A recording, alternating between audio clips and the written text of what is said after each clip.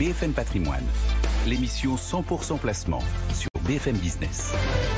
Jean-François Filiatre, bonjour. Bonjour Cédric. Comme chaque jeudi pour Marché Gagnant, votre sujet cette semaine, Jean-François. Ah, les heureux vacanciers des zones A et C, ils vont pouvoir profiter pleinement de cette fin de semaine qui s'annonce fraîche mais ensoleillée. Bref, une météo plus favorable que le climat boursier, toujours marqué par aujourd'hui les nuages ukrainiens côté géopolitique et peut-être demain les sujets de hausse des taux côté économique. Je vous propose donc de parler cette semaine nature pour commencer. Et on verra bien où ça nous mène. Oui, alors, est-ce que vous pouvez me définir un écosystème ? De quoi? Un écosystème, c'est-à-dire, vous voulez parler des fonds verts? Non, je vois que vous êtes de mauvaise foi. Donc un écosystème, dit le site Wikipédia, c'est un ensemble formé par une communauté d'êtres vivants en interaction avec son environnement. Et dans les écosystèmes, il y a par exemple des chaînes alimentaires. Par exemple, dans les milieux marins, il y a du phytoplancton qui est mangé par des petites crevettes, qui elles-mêmes sont mangées par des poissons, qui eux-mêmes sont mangés par des carnivores. Donc un écosystème, en fait, en pratique, c'est un truc où on a des équilibres. Si vous aviez fait de l'aquariophilie, par exemple, vous auriez découvert ça. Et en pratique, eh bien, quand un écosystème se détraque, par exemple, en aquariophilie, ça se retrouve dans la qualité de l'eau. Bon, passionnant, mais pourquoi vous me parlez d'aquarium? Parce qu'au début du mois, Bruno Le Maire, le ministre de l'économie, des finances et de la relance, s'est félicité d'avoir signé un accord de place sur les frais, sur les plans d'épargne retraite et les contrats d'assurance vie. Alors, accord de place, dites-vous, alors je me suis dit, qui sont donc les signataires? Premier constat, je constate que le ministère ne les a pas mentionnés dans son communiqué de presse, donc je me suis dit... il y a quand même eu une jolie photo. Donc. Voilà, exactement, elle était effectivement pas mal.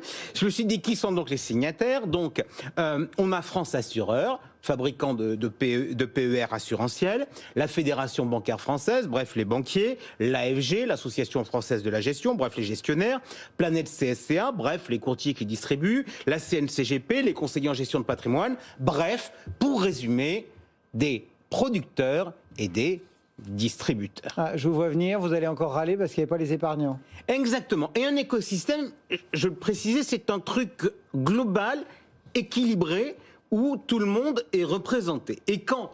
Donc vous voulez dire la qualité de l'eau à Bercy va devenir pas bonne. Et quand, en fait, dans un écosystème, on oublie une des parties prenantes, moi j'ai tendance à dire qu'il faut changer son nom et qu'il ne faut plus parler d'éco, mais qu'il faut simplement parler de système. Là, les crevettes et les poissons ont oublié le plancton, c'est-à-dire le premier maillon de la chaîne. Alors ça peut marcher pendant un certain temps, sauf que je rappelle que quand il n'y a plus de plancton, à partir d'un certain moment, il n'y a plus de crevettes, et quand il n'y a plus de crevettes, il n'y a plus de poissons, et c'est un peu le débat que j'évoque depuis déjà quelques années, avec une dizaine d'années où on voit monter en puissance les dépôts à vue non rémunérés. Bref, les Français font le choix d'un placement qui ne rapporte rien, et pour moi, c'est quand même un message.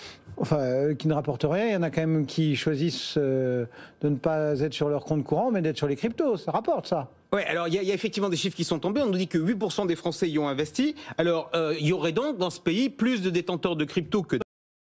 Jusqu'à... Dans le lot. C'est info côté et détenu en direct pèse 1400 milliards d'euros. À mon avis, les cryptos en sont loin. Regardons aussi d'ailleurs sur cette étude le profil des investisseurs. Jeunes et peu friqués. 37% des investisseurs concernés ont moins de 18 000 euros de revenus annuels. Je rappelle que le SMIC en annuel, c'est un peu plus de 15 000 euros. Et ça, en fait, ça nous démontre un phénomène assez connu. C'est en fait, moins vous avez d'argent, plus vous avez envie d'en gagner. C'est humainement cohérent, patrimonialement dangereux.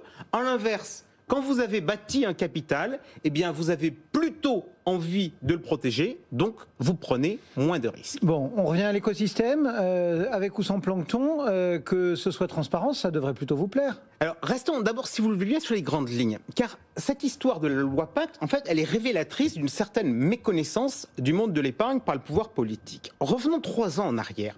La grande idée de la loi Pacte, avec la création du plan d'épargne retraite, c'était la mise en place d'un produit unique où tous les acteurs sont en concurrence. Assureurs, banquiers, gestionnaires d'actifs. Et qui dit concurrence dit, en théorie, baisse des prix. Or, en l'occurrence, il faut le reconnaître, ça n'a pas marché. Et pourquoi est-ce que cette concurrence n'a pas fait baisser les prix ?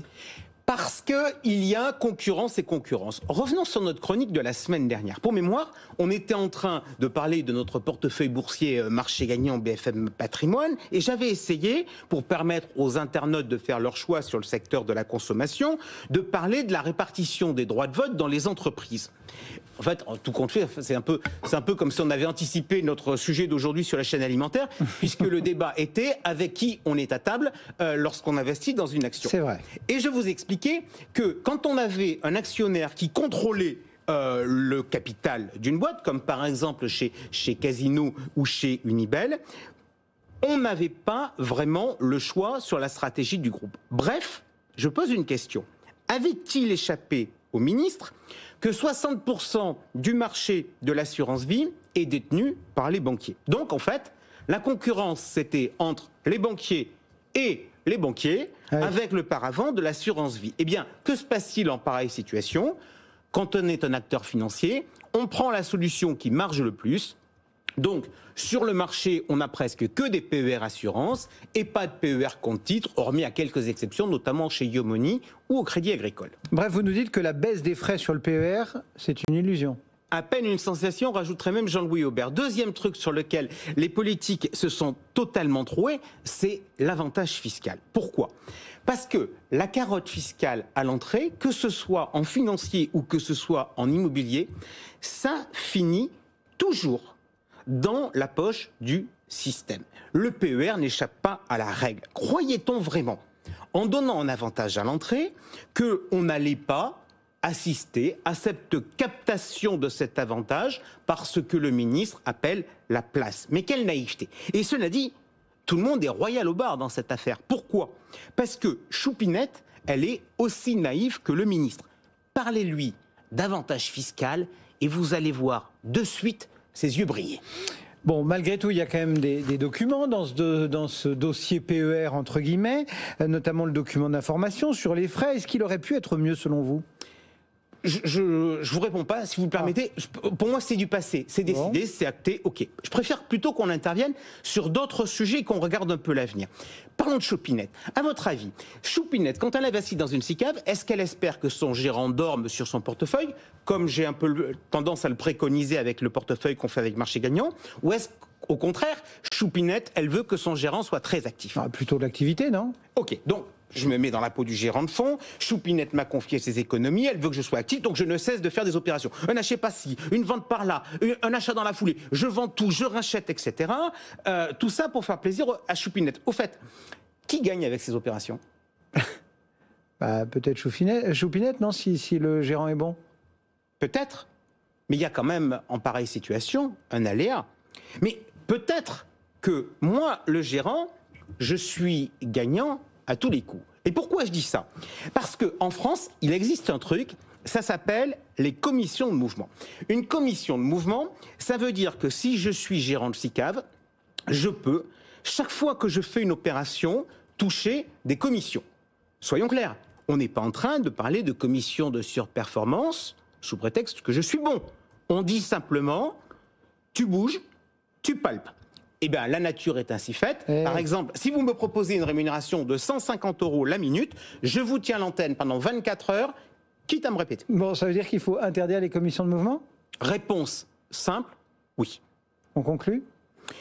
Les frais, c'est un sujet majeur, très difficile à traiter. D'un côté, on a un système qui ne pense qu'à ses marges. Mais franchement, c'est compréhensible. La logique d'une entreprise, c'est bien de gagner de l'argent. Bien sûr. De l'autre côté, on a des personnes physiques, Choupinettes, qui sont grosso modo myopes sur le sujet. Et entre les deux, on a des politiques qui, à mon avis, ont raté un certain nombre d'épisodes. Donc, on a testé quoi? On a testé le plafonnement des frais sur le plan d'épargne en action. Bilan plus que mitigé. Sur le PER, maintenant, on joue la carte de la transparence. Et franchement, je vous dis tout de suite, je ne suis pas convaincu du résultat. Sur le fond, en fait, je pense qu'on a deux voies à travailler. Un, il faut que sur un certain nombre de frais, on aille à l'interdiction. Et c'est assurément le cas sur les commissions de mouvement. Deux, à plus long terme, il faut qu'on réorganise le rapport de force. Ça impose de mettre fin au système au profit de l'écosystème. Bref, ça veut dire qu'il faut permettre aux épargnants de participer réellement avec des interlocuteurs spécialisés et indépendants à toutes les discussions de place sur le sujet et non pas de décider derrière l'ordre. Jean-François Filiatre qui va aller changer l'eau des poissons avant de revenir répondre à toutes vos questions. Ce sera en fin d'émission. N'hésitez pas à nous écrire bfmpatrimoine@bfmbusiness.fr. À tout à l'heure, Jean-François.